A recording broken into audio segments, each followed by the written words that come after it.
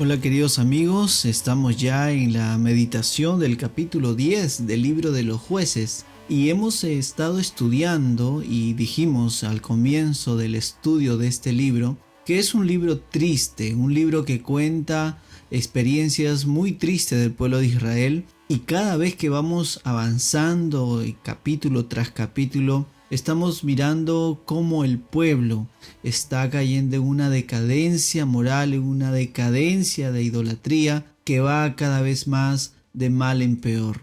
Y uno espera de alguna manera encontrar un capítulo más, alguna esperanza de ver a un pueblo de Israel ya transformado, ya cambiado y que ahora sí va a hacer las cosas conforme al corazón de Dios.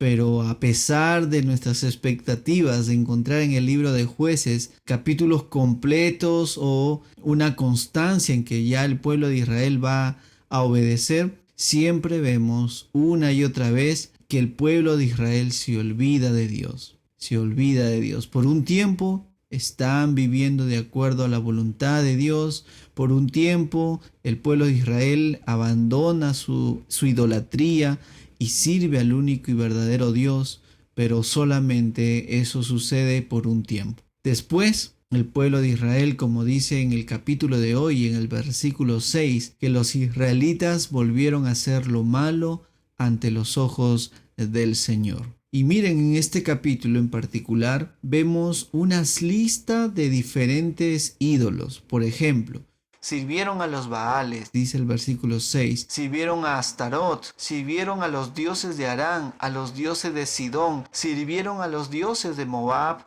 sirvieron a los dioses de los amonitas, sirvieron a los dioses de los filisteos. Si uno se pone a revisar los capítulos iniciales de este libro, va a mirar que el pueblo de Israel comete este tipo de ofensa delante de Dios, pero quizá con un solo ídolo a la vez. Pero ya vemos aquí en el capítulo 10 que hay una proliferación, hay una magnitud mayor de ídolos que están siendo de influencia negativa para el pueblo de Israel. Y de esta manera, pues el pueblo de Israel abandonó nuevamente al Señor y no le sirvieron. Entonces la ira del Señor pues no se dejó esperar, la corrección, la disciplina de Dios no se dejó esperar y los entregó en manos de los filisteos. ¿Por qué decimos que es una disciplina y no necesariamente un castigo para destrucción, queridos hermanos y chicos? Porque aquí vamos a ver cómo es el Señor con su pueblo.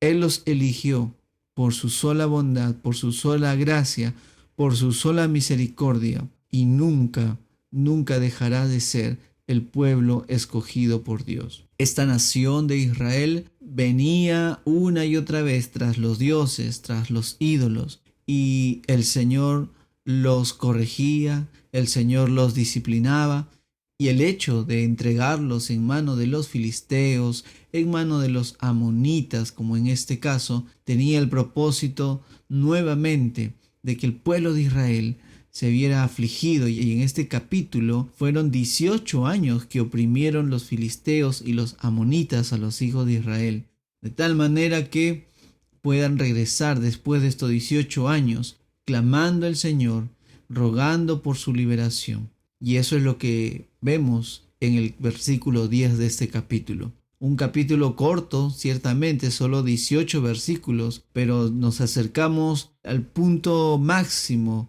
de todo este capítulo, diciéndonos el versículo 10 que los israelitas clamaron al Señor y dijeron: hemos pecado contra ti porque hemos abandonado a nuestro Dios y hemos servido a los Baales.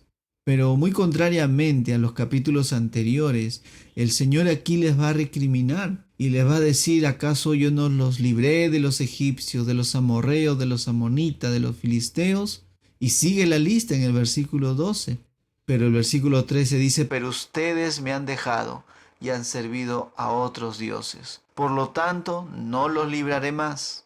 Vayan y clamen a los dioses que han escogido, que ellos los libre en el tiempo de su aflicción.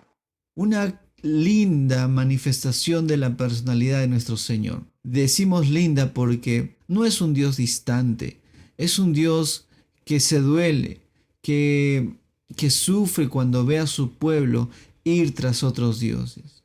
Se compadece, se duele por nosotros. No cambiamos su santidad. Nuestro pecado no le afecta en su esencia a nuestro Dios, pero sí, como un padre ve cómo el hijo se está perdiendo y cómo el hijo tercamente quiere hacer sus propios deseos.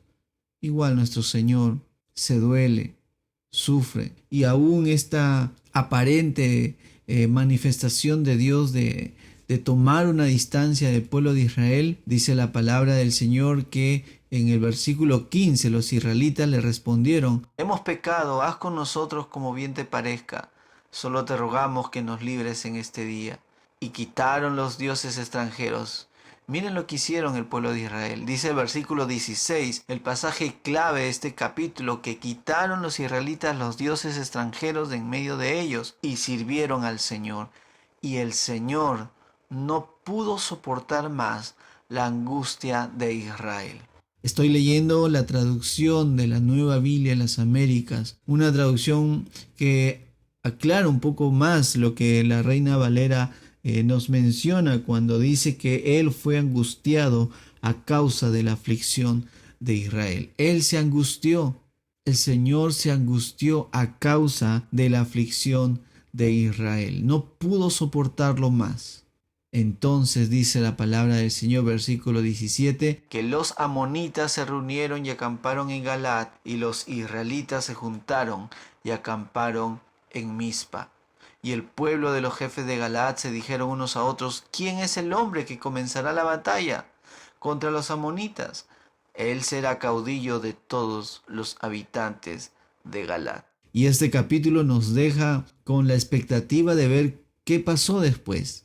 Pero más allá de lo que suceda en la batalla, que el Señor nos guíe a mirar el carácter de nuestro Señor en este capítulo. No soportó más la angustia de Israel. Nuestro Dios se angustia cuando nos ve tercamente en el pecado. El Señor no ha cambiado. Su amor, su anhelo de tener un pueblo, una nación santa, como se nos dice en Primera de Pedro, pueblo adquirido por Dios, nación santa, real sacerdocio, para anunciar las virtudes de aquel que nos amó y que nos llamó de tinieblas a su luz admirable. Somos una nación separada para Él. ¿Cuántos de nosotros hemos ignorado esa realidad y hemos obrado quizá tan igual como el pueblo de Israel, sirviendo a otros dioses, sirviendo a nosotros mismos como nuestro más grande ídolo, nuestro propio yo, nuestra propia concupiscencia, nuestros propios anhelos? El Señor sufre, y no sufre en su esencia de santidad, sino sufre por nosotros, porque sabe que hemos sido diseñados, hemos sido creados para la gloria de Él, pero al no darle la gloria en nuestras vidas, nosotros mismos nos exponemos a una destrucción, a una vida de sufrimiento, una vida de aflicción, y no de aflicción para arrepentimiento, como se nos dice en la palabra de Dios, sino una aflicción, una tristeza para la muerte. Que el Señor nos ayude a vivir este tiempo, nuestras vidas cristianas, reconociendo a nuestro único y verdadero Dios como el Señor, como el Padre Celestial, que se duele por nuestro pecado, que se duele por nuestra rebeldía y que no soporta más, y que en su amor, en su abundante misericordia, en su abundante gracia, nos extiende y nos extenderá siempre una vez más la oportunidad de que si confesamos nuestros pecados, Él es fiel y justo para perdonarnos y limpiarnos de toda maldad. Que el día de hoy podamos vivir siendo conscientes a quién lastimamos, a quién ofendemos con nuestro proceder, y que en medio de esa realidad podamos dolernos también, porque le estamos haciendo doler, haciendo afligir a nuestro buen y majestuoso y soberano Dios de los ejércitos. A Él sea toda la gloria. Que cuando reconozcamos que le ofendemos podamos venir en adoración y en santidad. El que me ama me obedece, dice el Señor.